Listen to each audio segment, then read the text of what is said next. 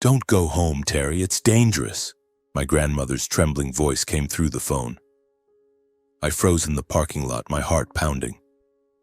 She had never called me at this hour, let alone with such fear in her voice. I tried to ask more, but she only repeated, "Trust me. Go somewhere else now," before hanging up. Following her advice, I went to a friend's house nearby. Less than an hour later, the blaring sirens of fire trucks and police cars filled the air. From a distance, I stood paralyzed as I saw my house, the one I had poured my sweat into buying, the one filled with so many memories, engulfed in roaring flames. I ran out to the street, barefoot on the icy sidewalk, watching the fire consume everything.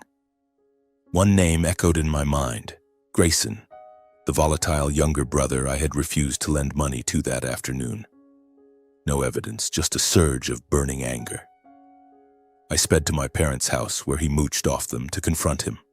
As always, they shielded him. My mother's voice was gentle but sharp. "Don't make a big deal out of this. Family comes first."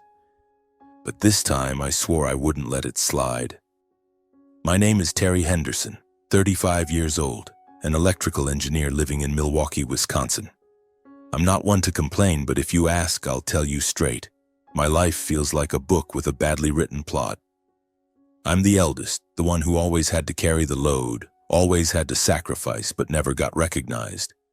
My family, or rather what passes for a family, is a tangled mess of favoritism, injustice, and wounds that never heal. My father, Stanley, was a welder, now retired. He's the patriarchal type, always boasting about his glory days but blind when it comes to his youngest son. To him, Grayson could destroy the world and still be the little boy who needs protection. My mother, Betty, used to be a nurse and now works as a school nurse. It's lighter work, she says, so she can care for my grandmother. Mom is emotional, but she's easily swayed by Dad and Grayson. Whenever I tried to talk about the unfairness at home, she'd sigh. "Grayson's still young. He needs more help than you." "Young? He's almost 30, Mom." "Grayson, my younger brother, is a walking nightmare. At 29, he has no job, lives off our parents, and always brings trouble home. From childhood, he was spoiled rotten. I remember times when Mom bought him new shoes while I wore tattered ones, or when Dad patted his shoulder for kicking a soccer ball while I worked part-time from age 16 to help the family. Grayson is aggressive, selfish, and never grateful. Every time he caused trouble, fights, debts, or drunken outbursts, our parents found ways to blame circumstances, society, even me, but never him. The only person in the family who always stood by me was my grandmother, Agnes. She's over 80, frail and wheelchair-bound, but her mind is sharp as a razor. She lives with my parents since my grandfather passed away. And though she doesn't say it outright, I know she sees the injustice I've endured. On summer afternoons when I was a kid, she'd pull me into her lap and tell stories about my grandfather, who she said I resembled, hardworking, patient, and always putting family first. "You're my pride," she'd say, though I never felt worthy. "She's my lighthouse, the only light in my darkest days." My family lives in a middle-class Milwaukee neighborhood where everyone knows each other but minds their own business. My house, a few miles from my parents, is small but the result of years of hard work. I loved that house, not just because it was mine, but because it was where I could escape my family's shadow, where I could be myself. But Grayson, fueled by jealousy and resentment, destroyed it all in one night. The tension between me and Grayson isn't new. It's like a smoldering fire burning since we were kids. I remember having to give up toys, better food, even praise I deserved. When I graduated college with an engineering degree, Dad just nodded. "Good, but don't get cocky." But when Grayson dropped out, they comforted him. He'll find his own path.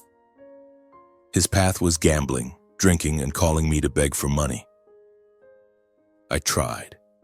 I swear to God, I tried to be a good brother. I gave Grayson money countless times, knowing he'd throw it away at casinos or bars. I hoped one day he'd change, grow up, see me as something other than an enemy. But every time I helped, he took it for granted, even sneering, big brother's always got cash, huh? I'm not rich. I just worked myself to the bone for a stable life. That afternoon, he showed up at my door, face flushed, eyes wild, demanding to borrow a few thousand for some so-called new project. I knew his project: gambling, debts, and the same cycle I'd foolishly funded before. I looked him in the eye and said, "No, Grayson, not this time." His face darkened, his lips curling into a snarl. "You'll regret this, Terry," he growled before slamming the door and storming off. I was used to his temper, but there was something different in his eyes that day, like a cornered animal. I never imagined his threat would become reality so quickly. That afternoon, the air was bitterly cold, the kind of late autumn Wisconsin chill that cut through my thin jacket. I had just returned from work, exhausted after a long shift at the construction site where I inspected electrical systems for a new building. My small house at the end of a quiet street, lined with vibrant red maple trees, was my sanctuary of peace. But that day, that peace was shattered when Grayson showed up. He pounded on the door hard enough to rattle it. I opened it to find him standing there, his hoodie disheveled, hair a mess, and the faint smell of alcohol clinging to him. "Bro, lend me some cash. I've got a project," he said, his tone casual, as if he were asking for the time. I sighed and started to close the door, but he jammed his hand against it, shoving it open. "Don't act high and mighty, Terry. I need money now." "What kind of project needs money every time?" I asked, trying to keep my voice steady. I'd heard this line a dozen times. New project, big opportunity. But it always ended with Grayson disappearing for weeks, only to return buried in debt. He smirked, stepping inside uninvited and plopping onto my sofa as if it were his own house. "You don't need to know. Just give me the money." I stood there, my fists clenched, fighting the anger rising within me. The small room suddenly felt stifling. The mementos on my shelf, the photo of me and my grandfather fishing, the engineering degree I proudly hung up, reminded me of everything I'd sacrificed to get here. And Grayson, my younger brother, who never appreciated anything, expected me to keep handing him everything. "No, Grayson," I said firmly. "Not this time. How many times have I helped you? What do you do with the money? Gambling? Booze? You think I'm a bank?" His face darkened. He shot to his feet, pointing at my face. "Who do you think you are, Terry?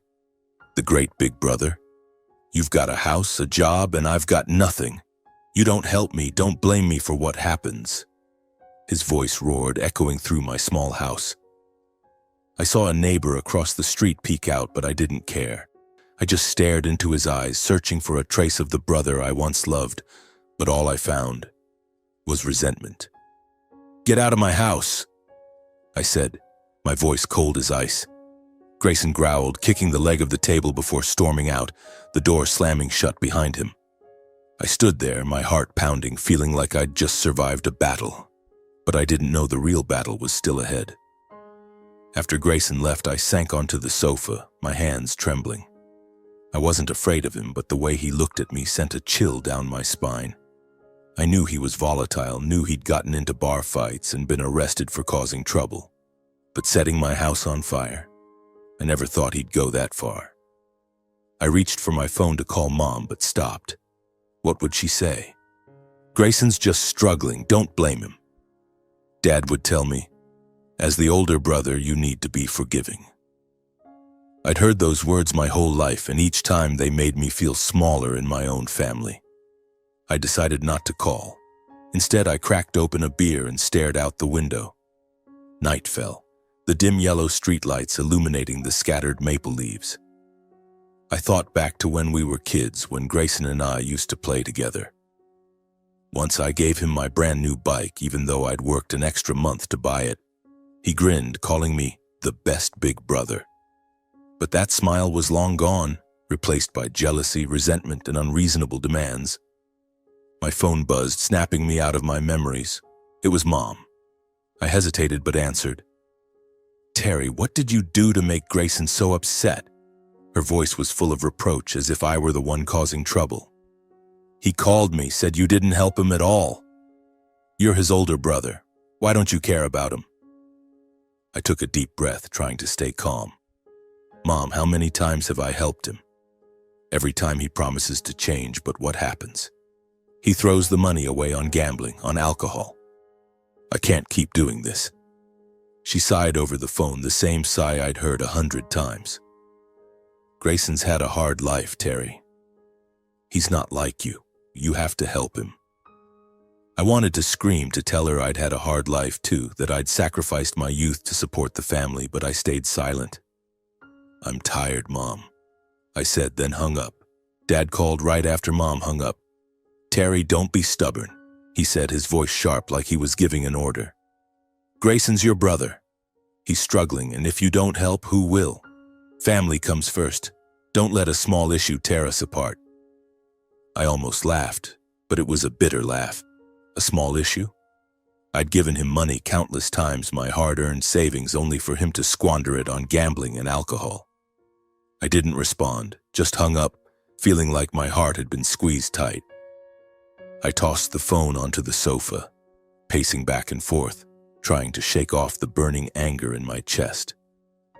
Outside, the late autumn Wisconsin cold seeped through the window cracks, making me shiver. The vibrant red maple leaves fell scattered under the streetlights like a warning of something looming. I opened the back door to the yard, letting the cold air hit my face, hoping it would cool the fire in my head. But the image of Grayson, with his hateful glare as he stormed off, kept replaying vividly. You'll regret this, Terry, he had said. I knew my younger brother had a volatile temper from childhood. He often threatened me whenever I did something he didn't like. But threats were one thing, acting on them was another.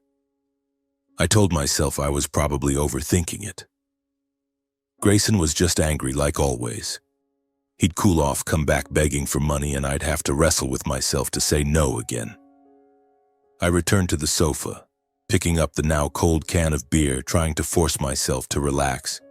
But my mind was a mess. I thought of my grandmother, the only one in the family who always saw the injustice I endured. When I was a kid, she'd said, "You're strong, Terry. But being strong doesn't mean you have to endure forever." Her words were like a lighthouse guiding me through dark days. I wanted to call her, to tell her about today, but it was late and I didn't want to worry her.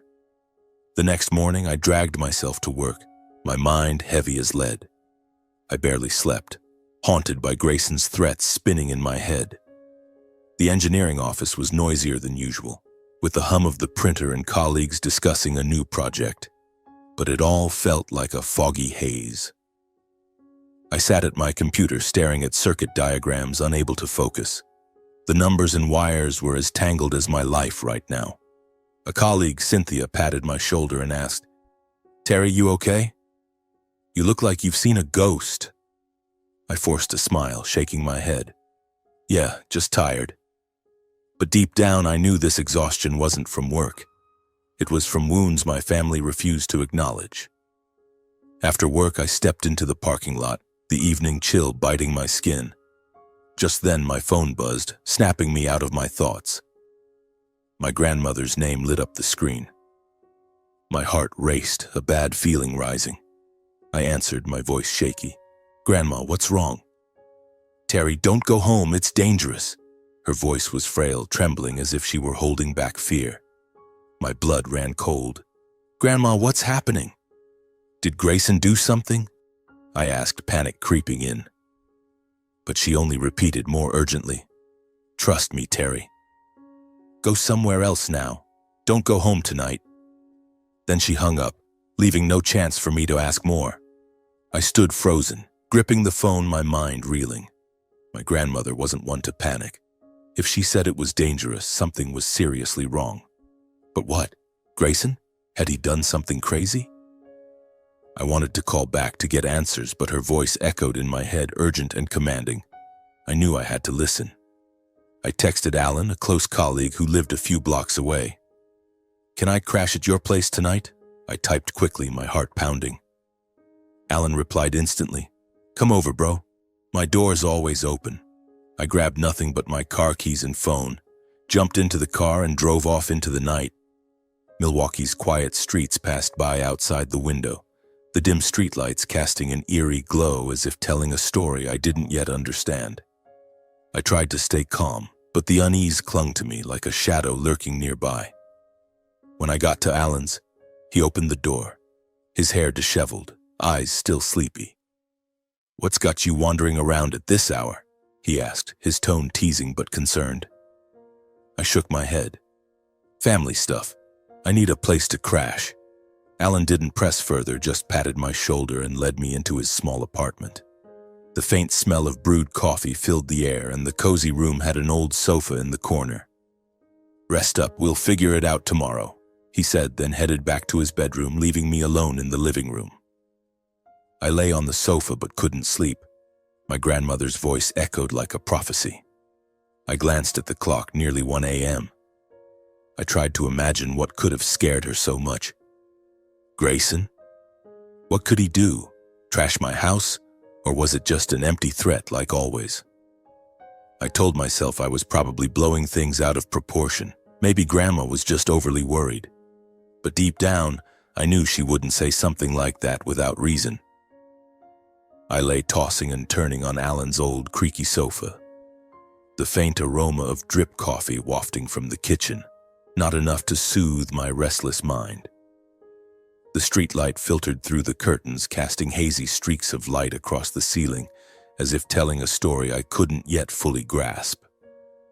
My grandmother's trembling, urgent voice lingered in my head, making it impossible to shake the gnawing sense of unease. I closed my eyes, trying to force myself to sleep, but every time I did, I saw my house, the house I'd poured sweat and tears into buying, the one filled with countless memories. The photo of me with my grandfather, the chair I'd built with my own hands, the worn-out engineering book I'd read over and over. These small things were my entire world. The thought that Grayson might do something to destroy it made my heart clench. I told myself, no, he wouldn't dare. He's aggressive but not insane, or had I underestimated him? Then, like a knife slicing through the night, the piercing wail of fire trucks and police sirens shattered the silence, sharp and relentless.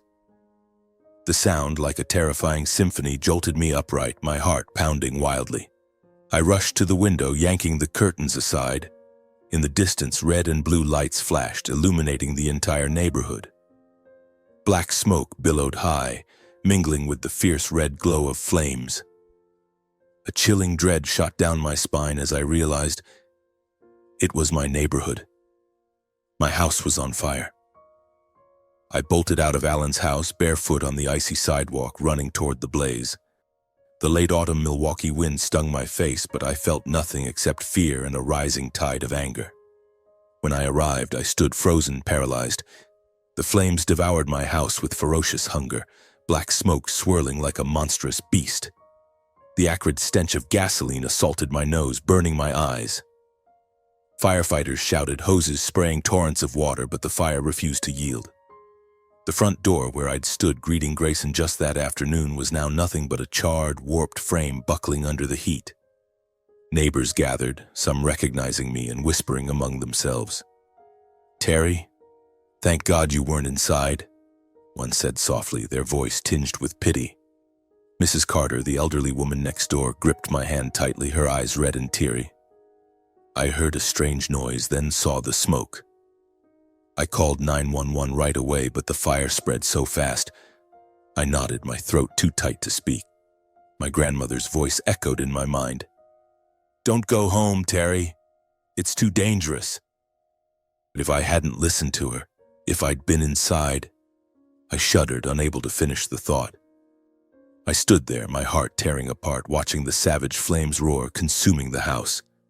The world I'd poured my sweat and tears into building. The photo of me and my grandfather by Lake Michigan, the wooden chair I'd painstakingly crafted piece by piece, the dog-eared engineering book I'd read countless times, all of it was vanishing into the black smoke and crimson flames. Each crackle, each piece of debris falling felt like a knife stabbing into my chest. But the deepest pain wasn't the loss of the house. It was the raw, brutal betrayal inflicted by my own flesh and blood. I knew Grayson did this. I didn't need proof to feel his hatred in every flicker of the flames, as if the fire itself was him. Ruthless, unrelenting. The choking smell of gasoline mingled with his threat from earlier. "You'll regret this, Terry." It all formed a horrifying picture, a nightmare I couldn't wake from. A firefighter, his face smeared with soot, grabbed my shoulder and pulled me back. "Hey, it's too dangerous. Stay back," he shouted, his voice cutting through the fire's roar. I wanted to scream, to charge into the inferno, to claw back even a single fragment of my memories from the flame's cruel grip. But the firefighter stood like a wall between me and my burning home. My body froze, but my heart raced and my eyes stung. Whether from the smoke or the agony tearing through my chest, I couldn't tell. The police cordoned off the area, their red and blue lights flashing in my eyes, mocking my helplessness, taunting a 35-year-old man watching his entire life turn to ash. I stumbled back to my car, my hands trembling as I held my phone, my fingers hovering over the screen but too afraid to dial. I wanted to call my grandmother, to scream that she'd saved me, that I was alive because of her. But my throat was so tight it felt like someone was strangling me. Tears welled up, hot and heavy, but I bit my lip, holding them back. I couldn't cry. Not now. My grandmother always said I was strong, but in this moment I was just a lost child, abandoned amidst the ruins of my own world. Anger, pain, and betrayal wrapped around me like the black smoke clinging to every breath I took. As the flames were temporarily brought under control, their fierce red glow gave way to thick, suffocating black smoke. Firefighters, drenched in sweat, waded through the smoldering debris, inspecting the charred remnants. The police had cordoned off the area, their red and blue lights flashing across the stunned faces of neighbors. I stood there, far from the ruins of my house, yet I could still feel the heat of the fire as if it were licking at my skin. A man in a reflective jacket, his face stern, approached me. He introduced himself as Tom, a fire investigator. His voice was low and professional, but his eyes were sharp, as if they could pierce through to my very soul. "You're the homeowner, right, Terry?" he asked, flipping open a small notebook, pen poised to write. I nodded, my mouth dry, my voice hoarse. "Yes, that's me." Tom studied me, his gaze probing. "Did you leave the stove or any candles on?" I shook my head, trying to keep my voice steady. "No, I didn't leave anything on." "Was anyone else in the house?" He pressed, his pen scratching across the paper. "I live alone," I replied, each word feeling like a stab to the chest. "I wasn't home tonight." Tom's brow furrowed as he jotted down more notes. "Not home? Why not?" I hesitated, my grandmother's image flashing in my mind, her trembling voice on the phone. "Don't go home, Terry, it's too dangerous." I took a deep breath and said, "My grandmother called me, warned me not to go home. She said there was danger." I didn't dare say more, didn't dare utter Grayson's name, though it burned in my mind. Suspecting something was one thing. Accusing without proof was another. I didn't want to look like a crazed man throwing blame around. Tom paused his writing, staring at me intently. "Warned you? Does anyone have a reason to want to harm you?" His question hit me like a punch to the heart. Grayson. His name echoed in my head. I wanted to scream it, but I just stood there, swallowing the lump in my throat. "I'm not sure," I said, my voice faltering, sounding like a coward. I knew the truth, but without evidence, I was just a man who'd lost everything, standing before the ashes of his life. Tom nodded, his eyes still sharp, as if he knew I was holding something back. "All right," he said. "We'll investigate. The smell of gasoline here is strong. This wasn't a natural fire. If you remember anything, call me." He handed me a business card and turned back to the scene, where firefighters were still dousing stray embers in the wreckage. I stood there, watching the glimmers of light flicker in the ashes like mocking eyes. The stench of gasoline clung to every breath, confirming what I'd known all along. Grayson did this. Not an accident, not fate, but his hatred, ignited with gasoline and rage. Yet I had no proof, only the pain and anger boiling inside me like a volcano ready to erupt. I returned to my car, my hands trembling as I gripped my phone. I needed to talk to my grandmother to know exactly what she'd seen, what she'd heard. I dialed her number, my heart pounding, and she answered after the first ring. "Terry, are you okay?" Her voice was frail but filled with worry, as if she'd been waiting for this call all night. "I'm okay, thanks to you," I said, my voice choking, tears welling up again. "My house, it's gone, Grandma, everything, it's all gone." I heard her gasp, as if she'd feared this but hoped it wouldn't come true. "Grandma, how did you know? What did Grayson do?" I asked, my voice trembling, trying to stay calm, but my heart felt like it was breaking. She was silent for a moment, then spoke slowly, her voice steady. "Tonight, I saw him at the house. He was muttering, cursing you, saying you'd pay. I was nearby pretending to sleep, but I heard every word. Then he called his friends, said something about buying gasoline. I wasn't sure, but my gut. I couldn't let you be in danger, Terry." Her voice broke as if she too was hurting from what was happening. I gripped the phone tightly, feeling as if the blood in my veins had stopped flowing. Gasoline. Grayson. The pieces fell into place, sharp as razors. "Thank you, Grandma," I said, my voice shaking, tears finally spilling down my cheeks. "You saved me." I hung up, my hands trembling, my mind reeling. My grandmother had seen the truth, had saved me from Grayson's deadly wrath. But the cost was my entire world, my house, my memories, all reduced to ash. The anger inside me was no longer just a flame. It was a storm, sweeping away all reason. I slammed my foot on the gas, speeding toward my parents' house where Grayson was leeching off them. The familiar streets of Milwaukee blurred past the window, but they felt alien now, as if I no longer belonged here. The smell of gasoline still lingered in my nose, mingling with my grandmother's words. He talked about buying gasoline. I gripped the steering wheel, my nails digging into my palms. I wanted to confront Grayson, to look into his eyes and force him to admit it. But deep down I was afraid, not of him, but of my parents shielding him again, turning me into the family's villain. The house of my parents was brightly lit, warm, a cruel contrast to the smoldering ruins of my life. I pushed the door open and stepped inside, my clothes still reeking of smoke, my eyes bloodshot from both rage and pain. Mom was in the living room, seated in an armchair with a cup of tea, and she jolted to her feet when she saw me. "Terry, what are you doing here in the middle of the night?" Her voice was frantic, her eyes scanning my disheveled appearance, from my tousled hair to the smoke-stained jacket. Dad appeared from the hallway, his shirt wrinkled, his face stunned. "What's going on, Terry? Why do you look like this?" He stepped closer, his voice tense as if he could sense a storm brewing. I didn't answer, didn't stop. The fury guided me and I stormed up the stairs, each step heavy with the weight of a lifetime of suppressed grievances. Grayson's room was at the end of the hallway, the room that used to be mine when I was a kid. I shoved the door open without knocking and saw him sprawled on the bed, phone in hand, the screen's glow illuminating his nonchalant face. "Did you pour gasoline and set my house on fire?" I growled, my hands clenched so tightly my knuckles turned white. My voice was icy, reverberating in the small room, an accusation that couldn't be taken back. Grayson looked up, smirking, his eyes mocking, though I caught a fleeting glimmer of panic. "Got any proof?" "Don't slander me," he said, his tone calm, but I knew he was acting. He knew I knew.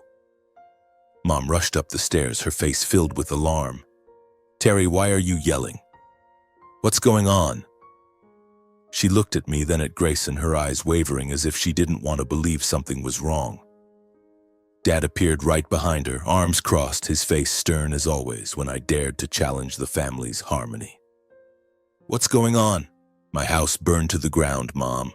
My voice trembled with rage. "Everything I built, everything I had is nothing but ashes now. And this guy?" I pointed at Grayson, my hand shaking. "He did it. I know he did."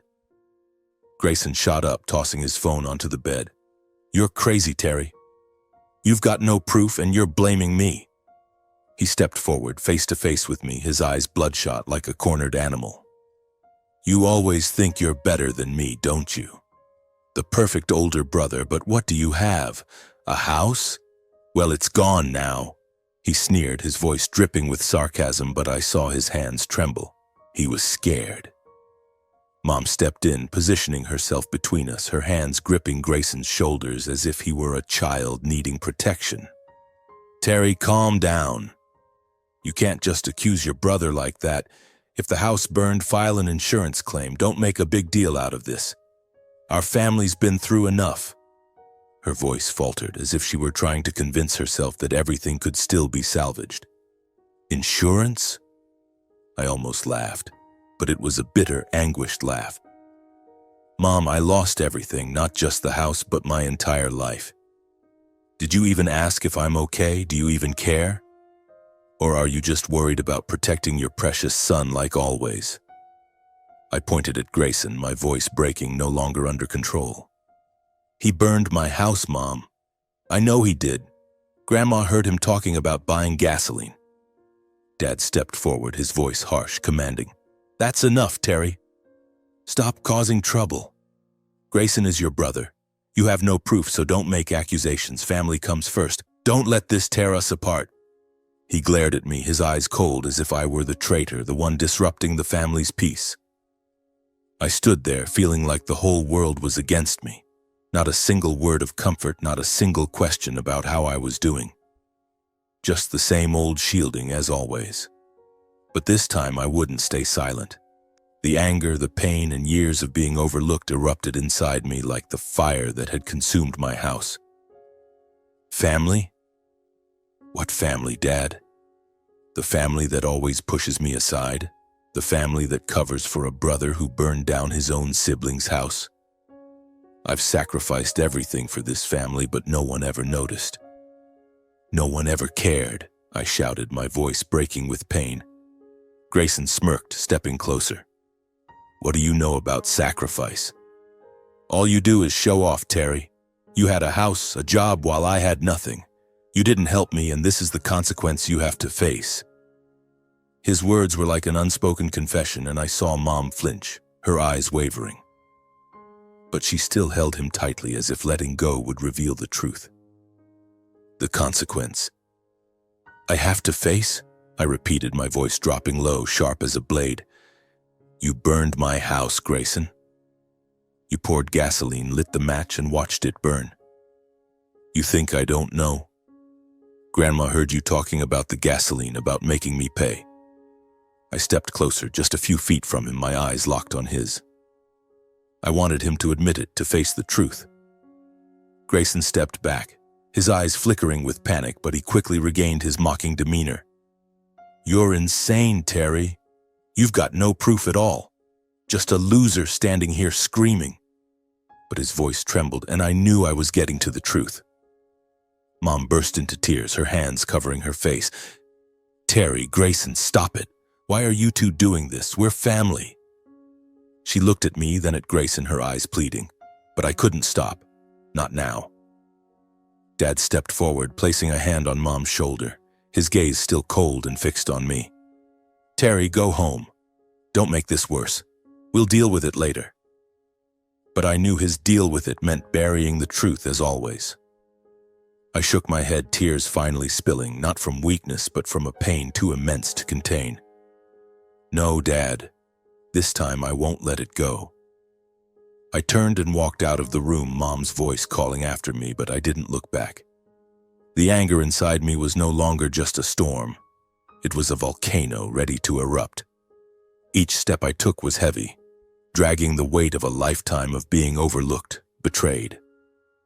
I couldn't stay in that house for another second, a place where the truth was buried under the guise of family. But I didn't leave right away. I walked down the familiar hallway, past the family photos hanging on the wall, their fake smiles hiding years of injustice. Grandma's door was slightly ajar, a soft yellow light spilling out from within. I knocked gently, my voice hoarse. "Grandma, it's me." "Come in, Terry." Grandma's voice was frail but warm, like a lighthouse guiding me through the darkness. I pushed the door open and saw her sitting in her wheelchair, her eyes lighting up when she saw me. The small room still carried the familiar scent of old wood and the lavender she loved, with the single bed, the quilt she'd knitted, and the family photos on the table, all still there. I closed the door and sat on the wooden chair beside her bed, the same chair where I used to listen to her stories about Grandpa, about the tough times they'd overcome. But tonight I wasn't that little boy anymore. I was a broken man, seeking solace from her amidst the storm. I heard everything, she said, her voice trembling, her frail hands grasping mine. You did the right thing, Terry. Don't let them weaken you.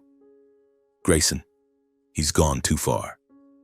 Her eyes gleamed with a deep pain as if she were suffering alongside me. I bowed my head, tears welling up again, but I didn't want her to see me weak. Grandma, I've lost everything, I whispered, my voice breaking.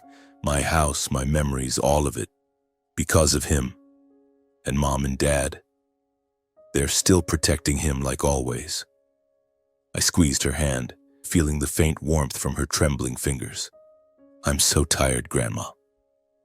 I don't know what to do anymore. My words were a confession, laying bare the wounds I'd hidden for years. Grandma patted my hand gently, her gaze steady as if passing her strength to me. You're not alone, Terry, she said, her voice slow but firm. Your grandpa, if he were still here, would be so proud of you. You've always been strong, always sacrificed, but this time you have to fight, not for the house, but for yourself. She reached into the small drawer beside her, pulling out an old, worn-edged photo. It was of me as a child, standing between her and Grandpa, beaming by Lake Michigan, the summer sun illuminating my carefree face. We're always with you, she said, placing the photo in my hand. Don't let Grayson take away who you are. I held the photo, my fingers tracing Grandpa's face, the man she always said I resembled, hardworking, patient, but never one to bow to injustice. Tears fell, soaking into the photo, but this time I didn't hold them back. I'll do it, Grandma, I said, my voice trembling but resolute. I won't let him win. She nodded, her eyes shining with pride but also tinged with worry. Go, Terry. Find your justice, but be careful. I stood hugging her tightly, feeling her frail warmth as a final source of strength before stepping into the battle. I left the room, the photo in my pocket like a talisman. As I walked out of my parents' house, I didn't look back, though Mom's faint, desperate voice echoed from a distance. The anger still burned within me, but now it was laced with a cold determination. I thought of the years of being compared, overlooked, forced to yield to Grayson just because he was the baby. Flashing back to childhood, I saw myself again. A boy always trying to please my parents, striving to be the perfect older brother. I remembered giving Grayson the new bike I'd worked an extra month to buy, just to see him grin and call me the best big brother. But that smile never lasted. I remembered Mom and Dad buying him new shoes while I wore tattered ones. I remembered working part-time from age 16, bringing money home to help the family while Grayson squandered cash, caused trouble, and was shielded by our parents. He's still young, Mom always said, though he was only a few years younger than me. You have to love your brother, Terry. Dad always reminded, as if my love was never enough. Grandma's words had been my beacon through those dark days. You're strong, she'd said when I sat with her, venting about being compared to Grayson.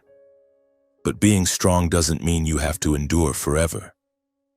Her words were etched in my mind, a reminder that I deserved to be seen, to be loved. But my parents never saw that. To them, Grayson was always the child to protect, while I was the one who had to sacrifice to carry the burden. Now the burned-down house was the final straw. It wasn't just a house, it was a symbol of the years I'd poured sweat and tears into building, proving I could stand tall despite my family's lack of support. Grayson had torched it, and with it my last shred of faith in the so-called family. But I wouldn't crumble. Grandma's words, the photo in my pocket, and years of enduring in silence now fueled a new fire, a fire of determination to reclaim justice. I drove back to Alan's place, my heart heavy but my mind clearer than ever. It was late, but Milwaukee was still awake, the dim streetlights casting a yellowish glow on the empty streets. I parked in front of Alan's small apartment and knocked. He opened the door, looking at me with empathy. "You okay, Terry?" he asked, concern in his voice as he took in my state. Smoke-stained clothes, bloodshot eyes, and a face etched with pain. "Not okay," I replied, my voice hoarse, then recounted the fire, the confrontation with Grayson and my parents, and Grandma's words.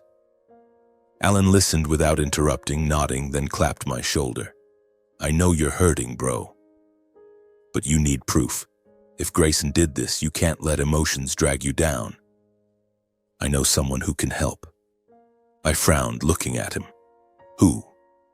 "Victor Ramirez," Alan said confidently, "a private investigator well known in Milwaukee. He helped a friend of mine find evidence in a theft case. If anyone can dig up dirt on Grayson, it's Ramirez." Alan scrolled through his phone, pulled up a number, and handed it to me. "Call him. But you need to stay calm. Don't let anger make you lose control." I nodded, taking the number, feeling a flicker of light in the darkness. "Thanks, Alan," I said, my voice trembling.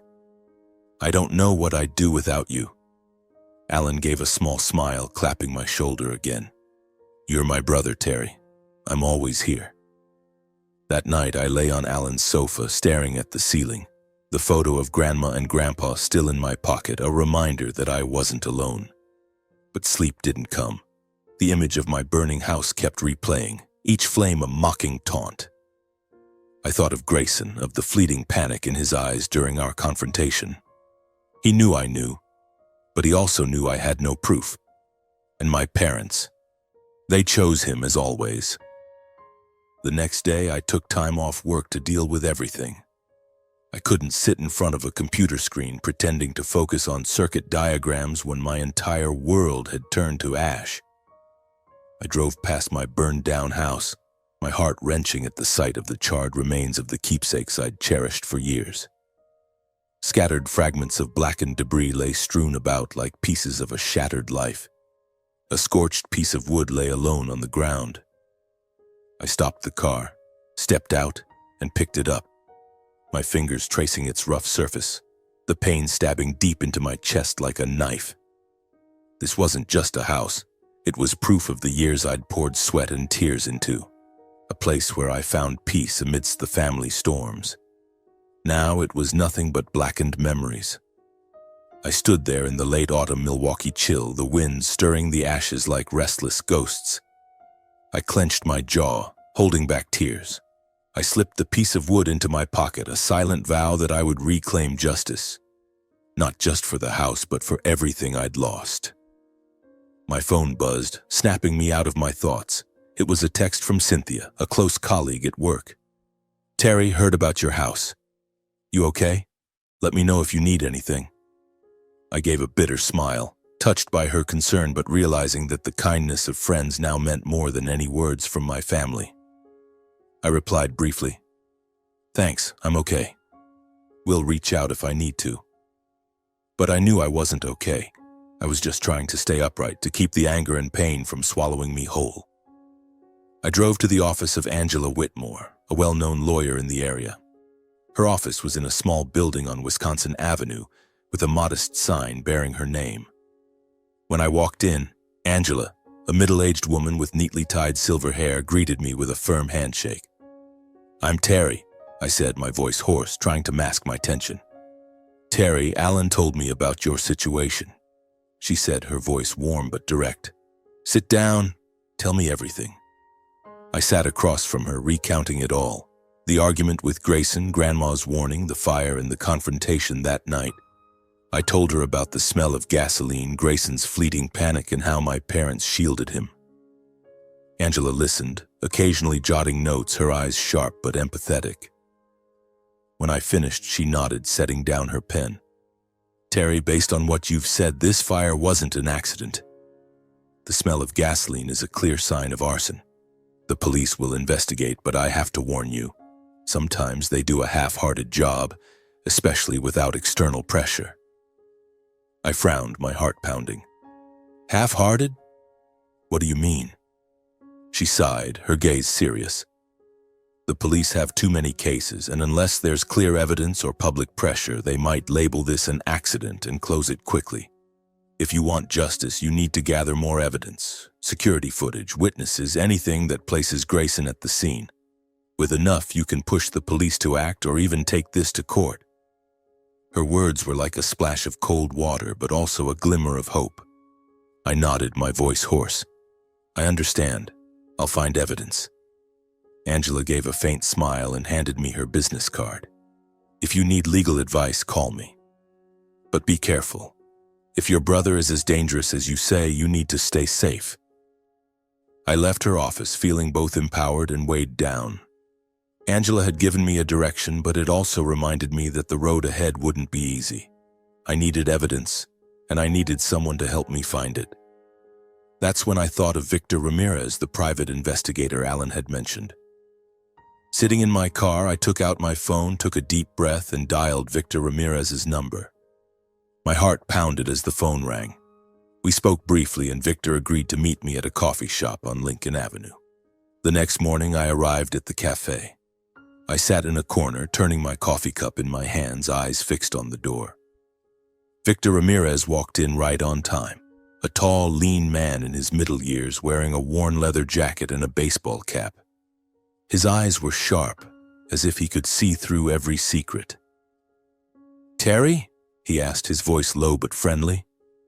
"Yeah, that's me," I replied, standing to shake his hand. His grip was firm, like someone used to handling tough cases. We sat down and I told him everything. The argument with Grayson, Grandma's warning, the fire, and the confrontation that night. Victor listened, nodding occasionally, jotting a few notes in a small notebook. "Gasoline threats and your grandma as a witness," he said calmly. "That's a good start, but not enough to press charges. We need evidence." I nodded, though I knew it wouldn't be easy. "Can you do it?" I asked, my voice slightly trembling. Victor gave a faint smile, his eyes confident. "I've handled tougher cases than this. But you'll need patience." "Thank you," I said, my voice hoarse. "I just want the truth." Victor nodded and handed me his business card. "I'll start right away. Give me a few days to check security cameras and talk to neighbors. I'll be in touch." I left the cafe feeling as if a weight had been lifted from my shoulders, though the pain remained like an unhealed wound. I drove to a small apartment complex near my workplace where I'd just rented a temporary unit. The apartment was small and plain with bare white walls, but it was a place to start over. The days that followed, I tried to live normally, but sleep remained elusive. Each night I tossed and turned, haunted by images of the fire, Grayson's mocking laugh, and my parents' cold stares. But I also received messages of support from friends and colleagues, Cynthia, Alan, and a few others. They called, checked in, invited me to dinner, reminding me that I wasn't entirely alone. For the first time, I realized that family wasn't just blood. It was the people who truly cared about me. A week later, Victor called. "Terry, I've got something," he said, his voice calm but promising. "A camera at a gas station near your house caught Grayson and two friends buying gasoline that night. And a neighbor's security camera recorded his car's license plate driving through the neighborhood before the fire. It's not enough for court yet, but it's a good start. Want me to dig deeper?" I gripped the phone, my heart racing. "Keep digging, Victor," I said, my voice firm. "I want the truth, the whole truth." Victor agreed, and I hung up. In the days waiting for Victor's results, I kept working, dealt with insurance paperwork, and cooperated with the police, though their sluggish pace drove me up the wall. Occasionally, I got texts from Mom pleading, "Terry, come home.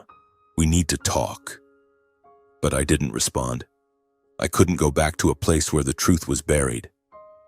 I thought of Grayson, how he'd destroyed everything I'd built and how my parents always chose him. But I also thought of Grandma, Alan, Victor, and the people standing by me. They were my strength, my reason to keep going. I stood in front of the mirror in my new apartment, staring at my weary face. I was no longer the patient boy, the older brother who always sacrificed. I was Terry, a man determined to reclaim justice, not just for the house, but for myself. The photo of Grandma and Grandpa on the table was a reminder. I wasn't alone, and I would fight. Thanksgiving, the day families gather, would be the moment I unveiled Grayson's true face to those who always shielded him. I gripped the photo through my jacket, the worn edges feeling like a vow, and stepped out the door, carrying an anger honed into cold determination. In the days leading up to Thanksgiving, I worked tirelessly with Victor Ramirez. He sent me copies of videos from the gas station camera, capturing Grayson and two friends buying gasoline the night of the fire. The footage was grainy but clear. Grayson in his familiar gray hoodie holding a gas can, his eyes furtive like a guilty man. I also had a statement from Mr. Jenkins, a neighbor who saw Grayson's car drive through the neighborhood just before the fire erupted. And Victor's report, a concise but sharp document, outlined the timeline and evidence linking Grayson to the fire. It wasn't enough for court yet, but it was enough to shake the wall of protection my parents had built around him. Thanksgiving arrived, and Milwaukee was bitterly cold, the wind carrying the breath of winter through the streets.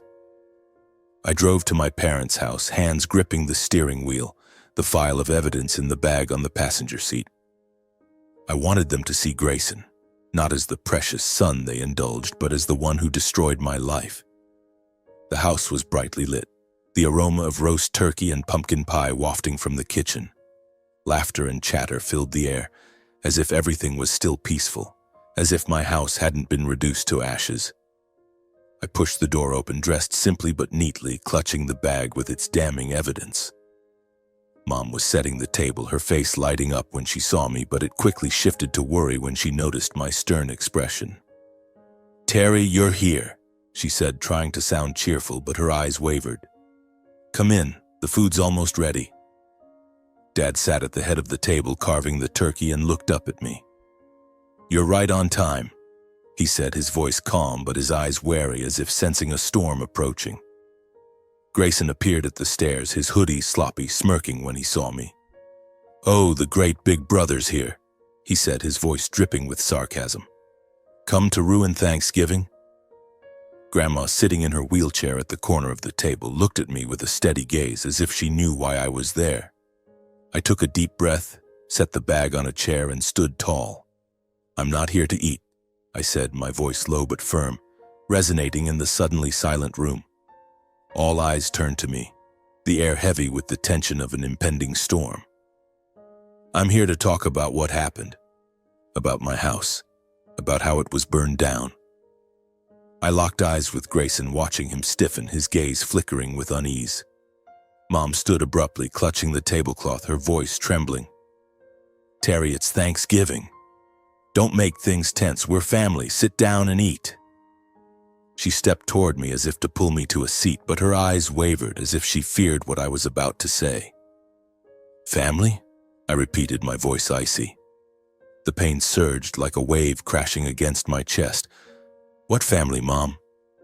"The family that let me lose everything and still protects the one who did it." I opened the bag, pulling out the file and placing each item on the dining table right in front of the turkey platter. This is a copy of the gas station camera footage, showing Grayson and his friends buying gasoline that night. I slid a printed image toward my parents, Grayson's face clear in the dim light of the station.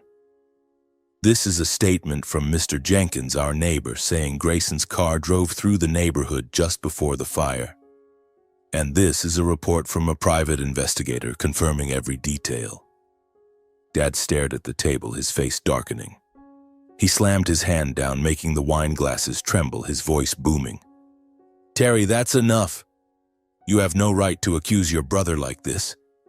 It's Thanksgiving. Do you want to destroy everything?"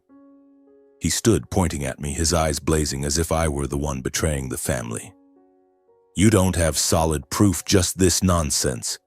Do you want to tear this family apart?"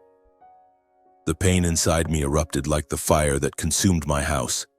"Destroy?" I shouted, tears threatening, but I bit my lip, holding them back. "Dad, I lost everything.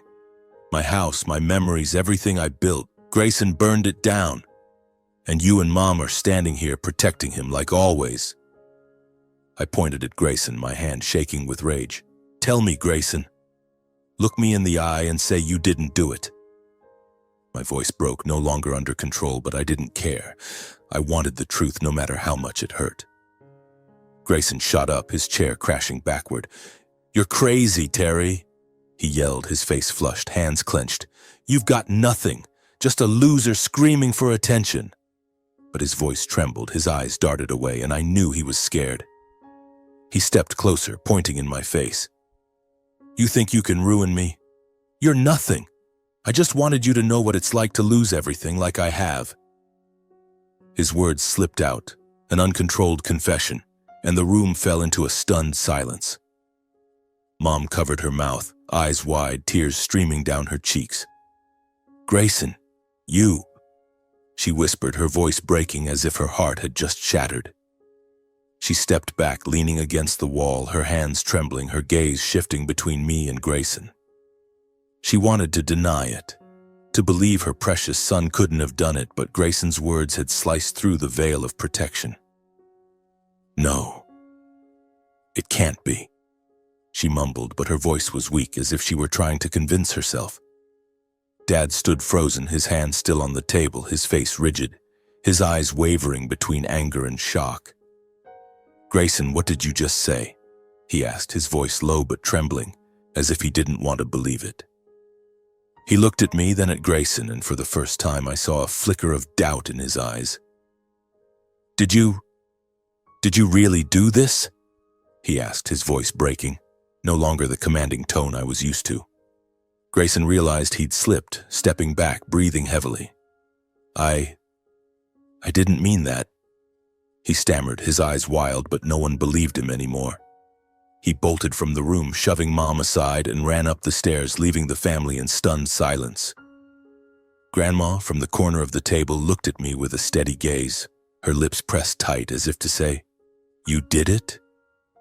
I stood there, my heart pounding, but not from anger, from relief. The truth had come out, even if only partially, but the pain was still there like an unhealed wound. I looked at Mom, watching her slump into a chair, sobbing into her hands. Terry, I didn't know. I didn't want to believe, she said, her voice choked as if she were apologizing, but I wasn't sure what for. Grayson, or the years she'd overlooked me. Dad remained standing, but his shoulders slumped, his eyes empty. I spoke to him, my voice low but firm, tears streaming down my face. Dad, this family was broken the moment you and Mom chose Grayson, leaving me to stand in the ashes without a single word of comfort. I didn't want to destroy our family. I just want justice for myself. I turned to Grandma, seeing her nod slightly, her eyes filled with pride.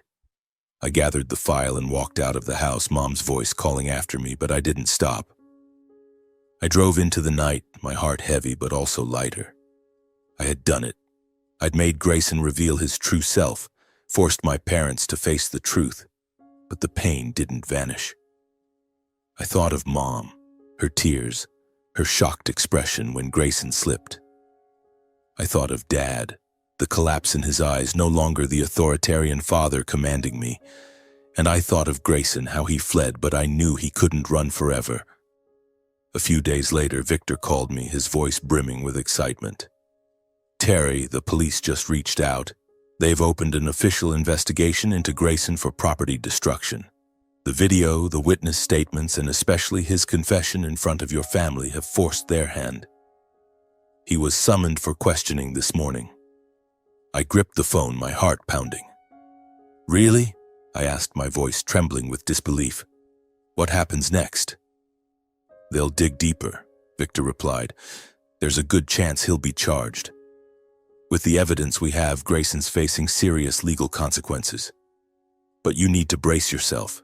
These cases can drag on. I nodded, though Victor couldn't see.